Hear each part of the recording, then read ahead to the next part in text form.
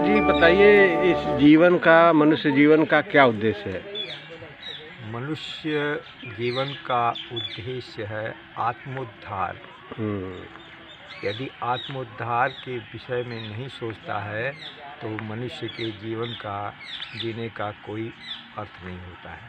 क्योंकि गीता में एक श्लोक दिया है, उद्धरेदात्मनात्मानं नात्मानं वसादेत आत्मैव ह्यात्मनो बंधुरात्मैरुपुरात्मनः। अगर जो अपना उद्धार करता है वह अपना मित्र है, अगर अपने उद्धार के निमित्त नहीं कर्म करता है तो अपना वह शत्रु के समान है। तो जीवन का उद्देश्य है आत्मोद्धार। जीव जब गर्भ में आता है तो दो चीज़ों को लेकर के आता है, एक योग और भोग। तो योग की तरफ जब जाता है तो परमात्मा की प्राप्ति होती है, और भोग की तरफ जाने पर वो संसार में भ्रमण करते करते 84 लाख योनियों में घूमता रहता है। 84 लाख योनियों में घूमने का मात्र कारण है अविद्या, अस्मिता, राग, द्वेष, अभिनिवेश, जो कि जीव को 84 लाख योनियों में घुमाते रहते हैं, जिसमें अविद्या मूल होती है। प्रकृति के 3 गुण, रजोगुण, तमोगुण, सतोगुण, ये जीव को हमेशा परिवर्तित होकर के क्रियाओं में लगाते रहते हैं, और इन्हीं के अधीन जीव घूमता रहता है। ब्रह्म की प्राप्ति में ये परम बाधक हो जाते हैं।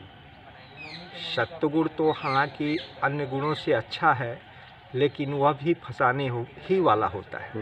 क्योंकि स्वर्गादि उच्च लोकों को जा कर के जीव पुनः जो है कर्मच्युत हो जाने पर, कर्म फल प्राप्त कर लेने के बाद पुनः जो है मर्त्य लोक में वापस आता है।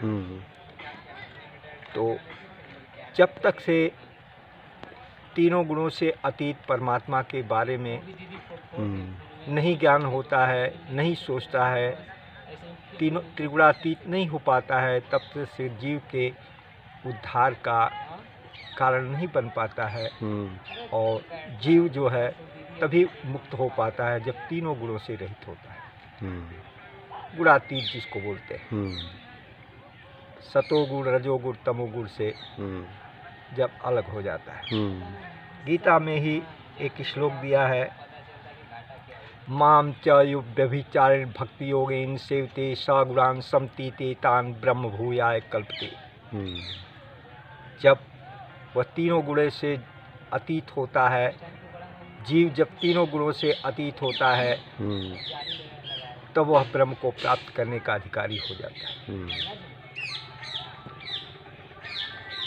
अतः जीव को अपने उद्धार के निमित्त सोचना चाहिए, जिसके लिए विवेक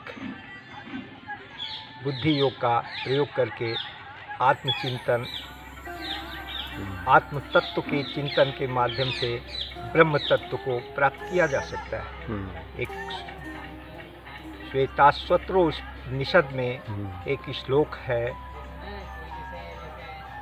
यदात्मतत्वेन तु ब्रह्म तत्वं दीपोपमेनेह युक्त प्रपश्येत् अजं ध्रुवं सर्वतत्त्वैर्विशुद्धं ज्ञात्वा देवं मुच्यते सर्वपाशै। आत्म तत्व के प्रकाशित हो जाने से ही ब्रह्म तत्व को देखा जा सकता है। परमात्मा के अजन्मा अचल सभी तत्वों से विशुद्ध रूप को जानकर जीव सभी बंधनों से मुक्त हो जाता है। अतः आत्म तत्व का साक्षात्कार करना परम आवश्यक है। आत्म तत्व के द्वारा ही ब्रह्म तत्व को देखा जा सकता है। ये पूरा ब्रह्मांड तत्व, क्योंकि ब्रह्म स्वयं तत्व है। ब्रह्म का एक नाम है तत्व, जो कि गीता के 17वें अध्याय में दिया है, ब्रह्म के 3 नामों के बारे में व्याख्या है। ओम तत्सत् इति निर्देशो ब्रह्मणस्त्रिविधा स्मृता ब्राह्मणास्तेन वेदाश्च यज्ञाश्च विहिता पुरा। तत्व का अर्थ है तत् प्लस वह। तत्व होता है, तत् ब्रह्म का नाम है, वह मने होता है जो तत्व है, यानी जो ब्रह्म है वही तत्व हो गया, अर्थात तत्व हो गया। तो ब्रह्म ही तत्व है, तत्व ही ब्रह्म है। पूरा ब्रह्मांड तत्व से बना है और सारा ब्रह्मांड तत्व ही है। इसी तत्व को परख करना है, पहचानना है। बिना तत्व ज्ञान के ब्रह्म ज्ञान प्राप्ति भी संभव नहीं। ब्रह्म को प्राप्ति का एक साधन और है भगवत समर्पण। भगवत समर्पण से भी भगवान परमात्मा हर दिशा में, हर क्षण, हर क्रिया में आत्मबुद्धि को प्रेरित करके ज्ञान के द्वारा से दर्शन देते रहते हैं। इसलिए तत्व ज्ञान परम आवश्यक है। तत्व ही परम है और परम ही तत्व है। गीता के 8वें अध्याय में अर्जुन ने पूछा कि किम तद ब्रह्म किम अध्यात्मम किम कर्म पुरुषोत्तम अधिभूतम च किम प्रोक्तम धिदैवम किमुच्यते अधियज्ञः कथम कोत्र देहिस्मिन् मत्सूदन प्रयाण काले च कथम गेयोश निहतात्मधि। तो परमात्मा ने बताया, परमात्मा